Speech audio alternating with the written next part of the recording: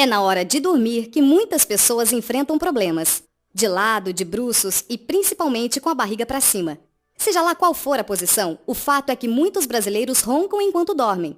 Esse ronco, por vezes, é muito alto e perturba o sossego de quem está por perto e quer dormir. Essa cena é bem comum nas casas brasileiras, já que alguns estudos mostram que mais da metade dos brasileiros sofrem com o problema. Algumas pessoas podem roncar tão forte que acabam acordando a si próprios. Além disso, quase 40 milhões de brasileiros todas as noites sofrem com outro dilema, a apneia do sono. A obstrução das vias aéreas causada pela flacidez dos tecidos da garganta e posição da mandíbula acaba ocasionando a interrupção da respiração por alguns segundos durante o sono. É assim que ocorre a apneia. Nossa equipe, depois de ter acesso a esses números, foi em busca de soluções e tratamentos para estes problemas noturnos. Testamos, inclusive, um produto revolucionário que chegou há pouco tempo no Brasil. Depois de conversarmos com alguns médicos e especialistas no assunto, percebemos que a grande maioria das opções de tratamento são caras, invasivas e não são acessíveis para boa parte da população. Após alguns meses de pesquisa, acabamos encontrando um produto diferente,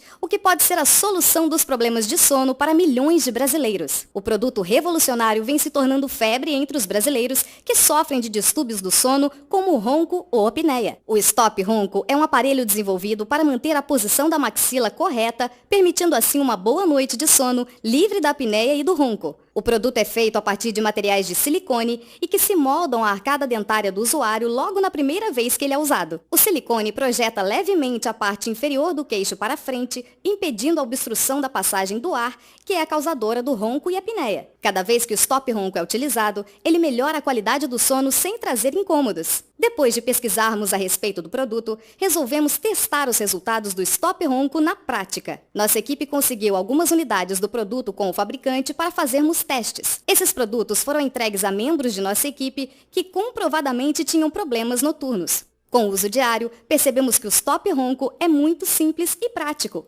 Em poucos minutos, o molde já está totalmente ajustado à sua boca, de acordo com os relatos.